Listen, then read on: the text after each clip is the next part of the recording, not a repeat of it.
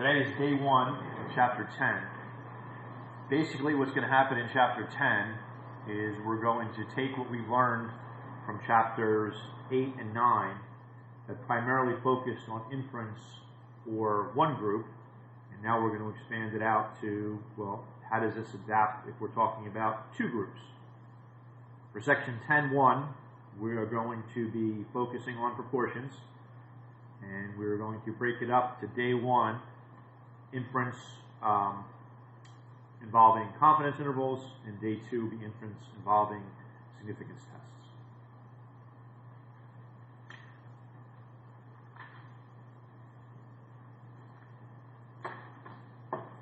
All right, so some background ideas here. Suppose we want to compare the proportions of individuals with a certain characteristic in population 1 and population 2. Let's call these parameters of interest P1 and P2. The ideal strategy is to take a separate random sample from each population and to compare the sample proportions with that characteristic. Another scenario, what if we want to compare the effectiveness of treatment 1 and treatment 2 in a completely randomized experiment? This time the parameters P1 and P2 that we want to compare the true proportion of successful outcomes for each treatment. We use the proportion of successes in the two treatment groups to make the comparison. All right, so those are the basic settings that we're talking about here. We could have two separate samples from two separate populations, or we could have two treatment groups from an experiment. Now, since we're going to be dealing with two groups at once in each problem, it's important to make sure that our notation is careful to indicate what we're talking about. So whatever our population 1 or treatment 1 is, the parameter that's associated with it is going to have a subscript 1. The sample proportion will have a subscript 1. Sample size will have a subscript 1. Same story for the two.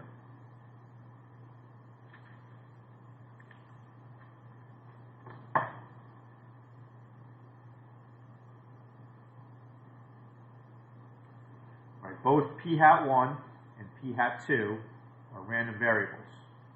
The statistic p hat 1 minus p hat 2 is the difference between the two random variables. In chapter 6, we learned that for any two independent random variables x and y, well, the means will always subtract, and standard deviations we never add or subtract, but variances will add. So the reason why this is important is if we're going to be comparing two groups, almost always, it might be always for this particular class, what we're going to be doing is dealing with a difference of those sample proportions. So if we're subtracting these, we know this stuff carries over from what we learned in chapter 6. All right, so choose a simple random sample of size N1 from population 1 with a proportion of successes P1, and an independent simple random sample of size N2 population 2 with proportion of sex P2. So here's what the shape is going to be. When N1 P1, N1 1 minus P1, N2 P2, N2 1 minus P2 are all these 10. The sampling distribution of P1 hat minus P2 hat is approximately normal. So in other words, when we check our large counts with successes and failures, we have to do it for both. Successes and failures for group 1, successes and failures for group 2. They're all at least 10, and we know that our sampling distribution is approximately normal. Okay, the mean of the sampling distribution is the difference of the two population proportions. Okay, remember, they can always add or subtract regardless of the conditions. And then the standard deviation of the sampling distribution is a byproduct of this guy right here. As long as each sample is no more than 10% of its population, and again, a 10% condition, we've been here before, except now we have to make sure that we check it for both groups.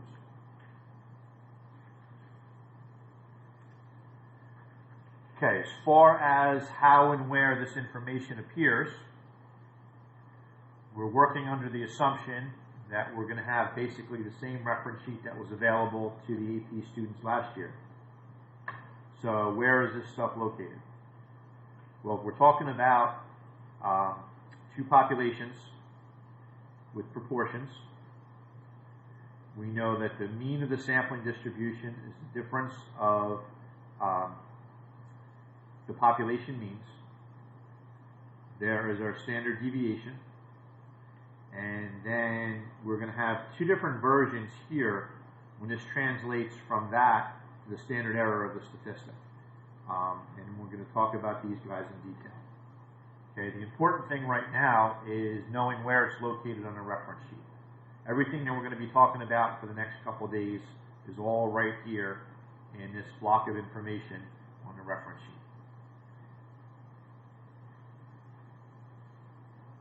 So, a little visual here. What we're looking at, let me zoom back out of it, is the sampling distribution with a difference between two proportions. Alright, so you have your p hat 1, which is your sample proportion from group 1, your p hat 2, which is your sample proportion from group 2. You're going to subtract them. You take every possible set of samples, plot them. The mean of this distribution is going to be the mean, the difference of the population proportions, standard deviation formula we just talked about.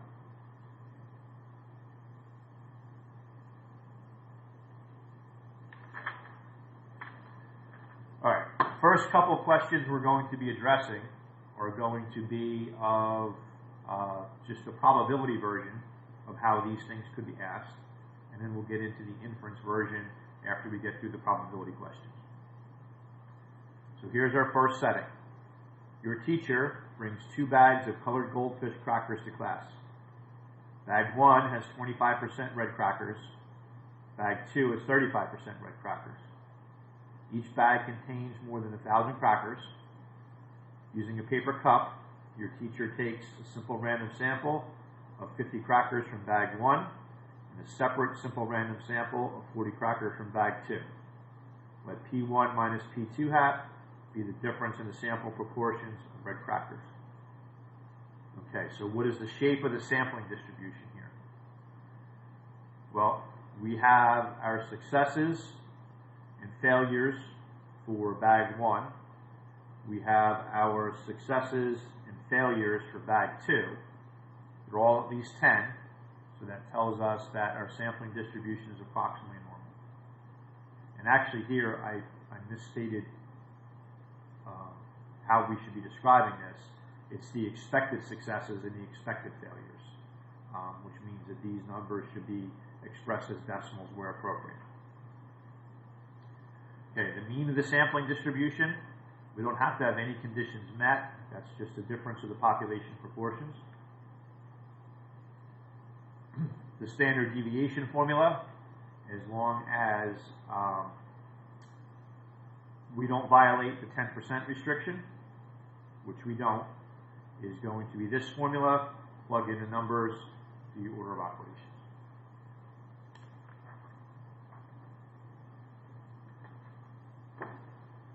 Okay, next scenario. According to the manufacturer, 20% of plain M&Ms are orange, and 23% of M&Ms are orange. Peanut M&Ms are orange. Suppose you were able to take a simple random sample of 240 candy of each type. Let P hat 1 be the sample proportion of plain M&Ms that are orange. P hat 2 the sample proportion of peanut M&Ms that are orange. What is the probability that you select a higher proportion of plain orange M&Ms than peanut orange M&Ms? Okay, so the checks, all counts are at least 10. You can assume that there is more than 10 times 240 of each type. So we got the normality condition being met, and we got the ability to use that formula. So the mean is going to be population proportion 1 minus population proportion 2. Plug in all the numbers here. Our P1, our P2, our N1 or N2, order of operations. And then we want to know what the probability that P1 minus P2 is greater than 0. Or in other words, P1 is bigger than P2. So it's our standard normal CDF command, a little less than 21%. Okay, now on to the inference. And as I said earlier, specifically we're going to be concentrating on confidence intervals. So, anytime you're doing a confidence interval, unless you're told otherwise, it's going to be assumed you're going to be addressing the four-step process. Part of the four-step process is you have to specifically address all the conditions. These are the conditions for a P1 minus P2 confidence interval. Okay, the random. The data comes from two independent random samples or two groups in a randomized experiment. So if we're doing sampling, we have to double check to make sure it was random from both groups, or if we're working with an experiment, we have randomized assignment to treatment groups. For the 10% check, we have to make sure we do it for both groups. And for the successes and failures, we have to make sure they're all at least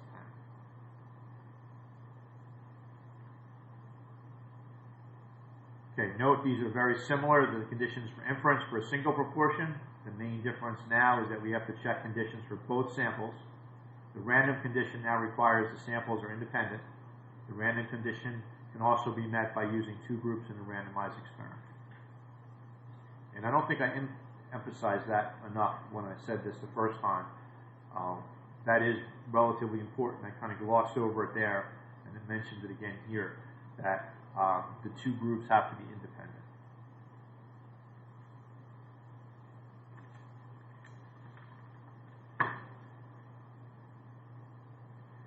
All right, so any confidence interval, you have your sample statistic plus or minus your critical value times the standard deviation of the statistic.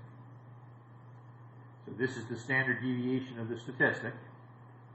Okay, we don't know actual population parameters here. If we did, we wouldn't be doing the inference. So we have to replace them with our p-hats, which means our sample numbers. And because we're replacing the p's with the p-hats, this becomes known as a standard error as opposed to a standard deviation. So the statistic is going to be the difference of the two sample proportions. This is the same z star. These are the common values, and we're talking about other ways of getting those values other than just working off the list. And then this is this guy right here.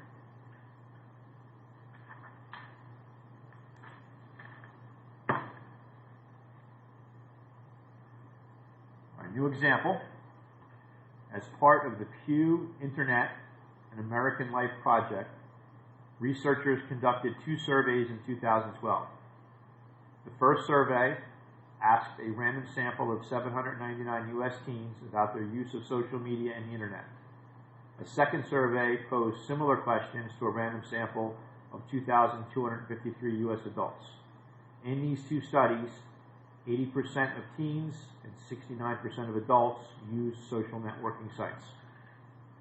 Construct and interpret a 95% confidence interval for the difference between the proportion of all U.S. teens and adults who use social networking sites. Okay, again emphasizing, if you see this in a free response question, it's assumed you're going through the full four-step process. So, our parameters of interest, our P1 and our P2, whatever it is that we're going to be estimating here or involved in the estimation, we have to specifically state what they are. So P1 is the proportion of all U.S. teens who use social networking sites. P2, the proportion of all U.S. adults who use social networking sites. And we want to estimate the difference between them. And it's said between teens and adults. So the difference between teens and adults, that implies that that is the order of subtraction we should be doing. The teens minus the adults, stating your confidence level. Okay, how are we going to do this estimation? We're going to do a two-sample t-interval for P1 minus P2.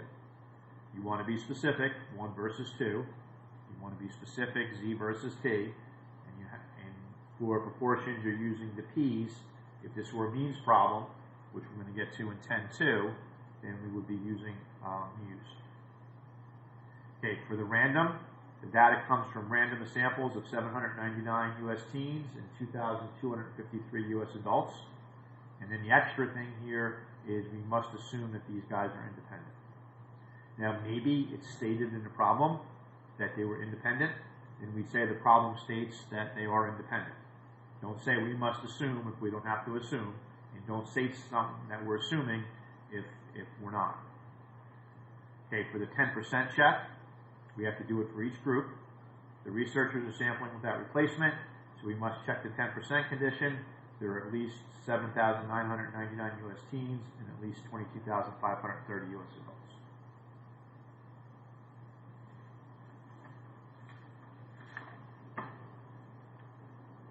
Okay, this is the same setting from up here. Now we're on to the large counts. We have to check the counts of successes and failures. Now, this in contrast to the probability here, these are actual counts of successes and failures. So these need to be whole numbers. When we were doing the probability version, they weren't actual successes, they were the expected successes. And that's just one of those details that's very confusing, and you have to make sure you sort it out in your mind or a way to remember it when you're taking the quizzes and tests and the AP exam when the time comes. So all of these guys are at least 10. And then again, if we're talking observed or actual number of successes and failures, they need to be whole numbers. If they're expected, then they need to be decimals if appropriate. Okay, the do step. So assuming that we're going to show the work and we're shooting for the partial credit, this is the blank confidence interval for a difference of two proportions. You're plugging in your P1 hat, your P2 hat that's going here, here, here, here, then the 1 minus is there. 95% confidence interval for a Z interval is 1.96, and your two sample sizes, and then you get order of operations. Our conclusion follows the same basic structure we've been using for quite some time now. We are 95% confident that the interval from about 0.08 to about 0.14 captures the true difference in proportion of all U.S. teens and adults who use social networking sites. And then you can kind of rephrase that in a slightly different language if you chose. This interval suggests that more teens and adults in the United States engage in social networking by between about 7.6 and 14.3 percentage points.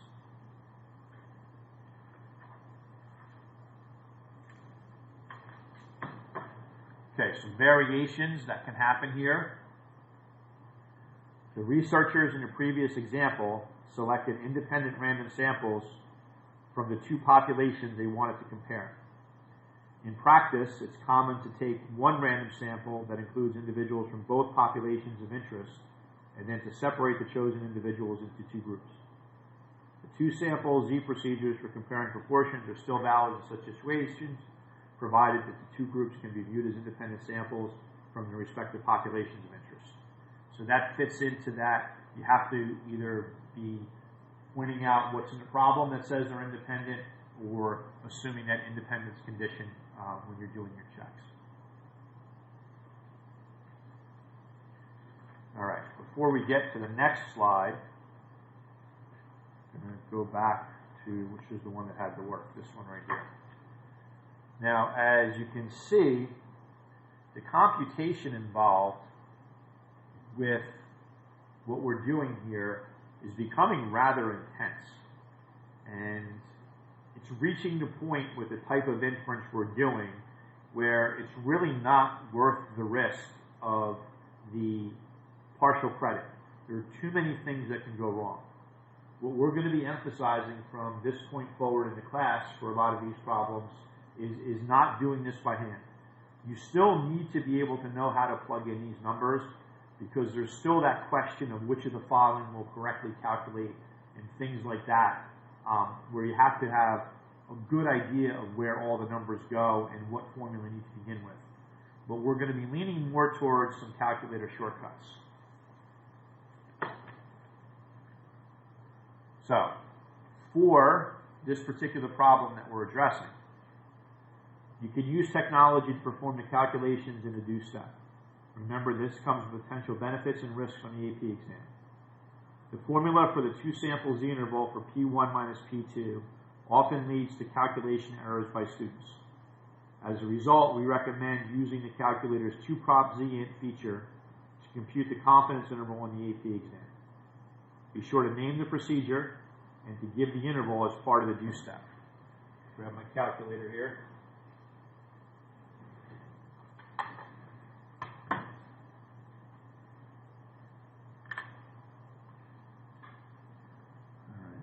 See that pretty good.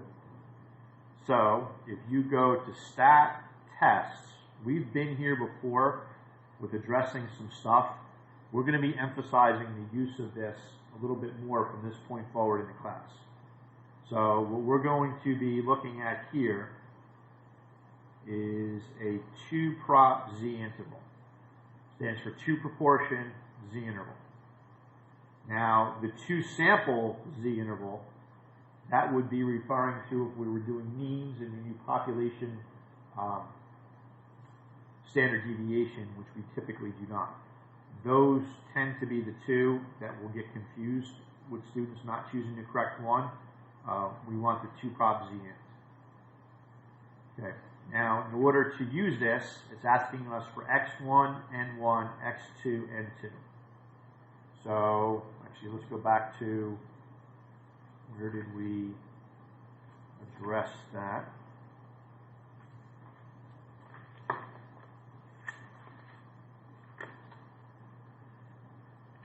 Zoom out a little bit here. All right, now these numbers have to be whole numbers. These are the results of an actual survey or test or experiment that was done. So a common mistake is students will put in the decimals. We have to make sure that they go in as whole numbers. When they say 80% of teens and 69% of adults use social networking sites, it's a reasonably good chance that that's an estimation. It's not an exact thing. And sometimes they just flat out give you the exact numbers. Other times, you're going to need to do what happened here. So what's the best way to look at it? There's the 639. There's our X1. And then that came from a group of 799. And our X2 was the 1555. That came from a group of 2253. So 639, 799, 1555, 2253. The confidence level is 95. Calculate, and it gives us back our 2 p-hats. It repeats what we've already typed in, the N1, N2, and it states the confidence interval. Now it's possible that numbers or those numbers are slightly different than what you would have gotten by hand because this is doing calculations with more decimal places. And that goes back to the whole parallel solution thing we talked about, where if you're going to be using the technology for your answer here, don't put the paper pencil formulas next to it. You want to choose one or the other.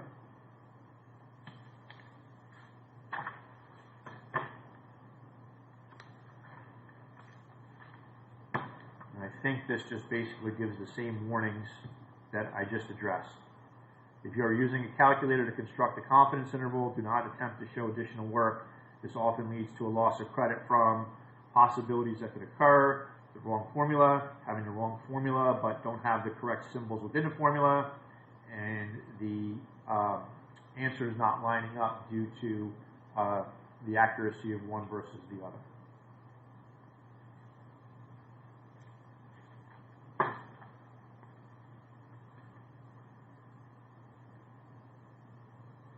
All right, now,